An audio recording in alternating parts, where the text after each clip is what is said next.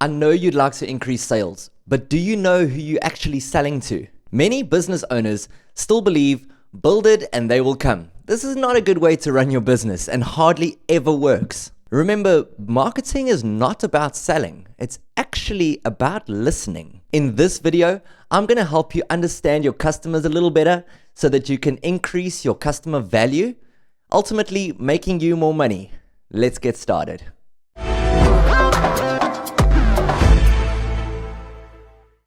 Every successful business owner knows that the secret to becoming successful and remaining relevant is listening to your customers and understanding the needs of your target market. Again, marketing is not about selling. Well, not anymore at least. It's actually about listening. Listening to your market, their challenges, their pain points, their obstacles, their objections, even their emotional drivers. In order to be truly successful in business, you have to understand the full journey taken by somebody that has a need or problem that you can solve, how they eventually become a paying customer, and then what happens after that initial or first sale. This process of strategic analysis is called customer journey mapping. And it's important that you not only understand the customer journey itself, but how you communicate and engage with your customer at each stage of their journey. To help you, I've developed a very easy acronym to make your life a little easier. Like I've said before, the best marketer listens, and each letter represents a stage in the customer journey map. So let me break it down for you. When your prospect realizes that they have a problem or a need, how do they go about searching for a solution?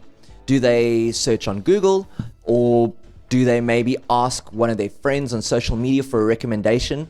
You need to make sure that you are listed on those platforms where they are most likely looking to find a solution, looking to find you.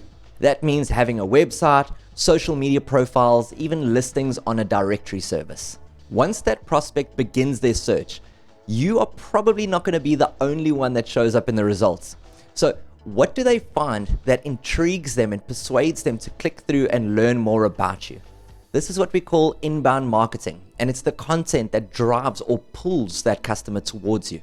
It's your blog posts, your videos, your photos, your guest blogging, your podcasts, all that pull factor content that establishes authority, shows your prospects that you know what you're talking about, and that you can provide a solution to the problem or pain point that they have. Like I've said before in previous videos, having a website alone is not enough. You need an inbound content marketing strategy so that you can get that pull factor and drive that prospect towards your organization. When somebody watches your video or reads your blog, you actually have no idea who they are, and it's virtually impossible to reach out to them in the future unless you have those contact details. This is why getting a prospect to sign up or subscribe to something that you offer is so vitally important to the success of your business. It could be a contact form, a newsletter subscription box, a download for a free guide or a PDF, anything. You can offer anything of high value, but just make sure that you're asking for their email, at least maybe a name or a contact number or anything else, but keep it short and sweet. What you really want is that email address, so focus on that. That way you can reach out to them in the future. Now that you have that email address, take it and nurture that prospect through a communication strategy. And ultimately what you want is to transform that email or that prospect into a paying customer. That will be their first purchase with you. This is the ultimate goal. You want to transform a prospect into a paying customer. So well done. You've made a first sale. Awesome. All right. That was the whole point, right? But does it stop there? Well, in my journey, it doesn't stop there. There's still 3 more steps after that first sale. If you've been stopping at the first sale until now, let me know in the comments. First time customers are awesome. I love them because they're so excited about the new thing that they just purchased from you. Strike it while it's hot. If you build on this relationship, you can excite this customer to becoming a lifelong returning visitor or returning customer, purchasing from you whenever they have the same pain or the same problem or have any other need, and ultimately forgetting about your competitors. That's the goal.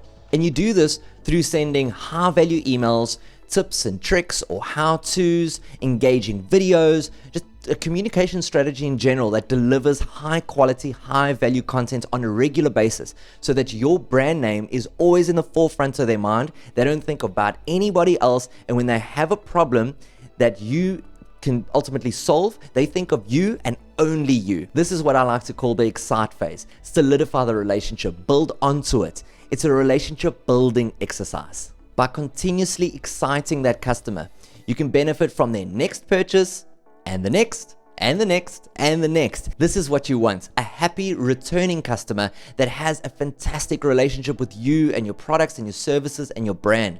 It's also the perfect opportunity for you to upsell and cross-sell your other products and services, which can also benefit them. Now that you have such a happy customer and advocate for your brand, use this as an advantage to get a referral or a reference from them. Actually ask them to review you online or provide a referral to somebody else that they know that could benefit from what you offer. In essence, what you're doing is you're asking that happy customer to share the news about that amazing relationship they have with you and your products and your brand with others in the world, increasing that word of mouth either in the physical way or in a digital environment. And that word of mouth is feeding back to the first step for the next new prospect to discover you. So I urge you to think about your customer journey map when you're trying to launch any new product or business, or even trying to improve your current one. Think about the various platforms and the tools and the communication that is needed at every stage. The prospect or the customer thinks and feels different at every stage in their journey. So understand those differences and speak directly to that. Look at the things that you already have in place, your email templates and the communication that you're already using. Shift them around. You might find that a great email template is incorrectly positioned, and instead of using it at the beginning of the journey, you can push it towards the end in the excite phase or in the next phase. So if you have any other questions, please drop a comment below or schedule a call with me on digipiv.com. And if you need help getting started, please head on over to our website where you'll find our bite-sized guides and workshops which will empower you to pivot your business and succeed online so that you don't get left behind. If you did, please like and comment on this video. Be sure to catch the next one and share it with somebody else that you feel needs to hear this information too. If you'd prefer, engage with us on one of our other social platforms. I look forward to seeing you soon. Cheers for now.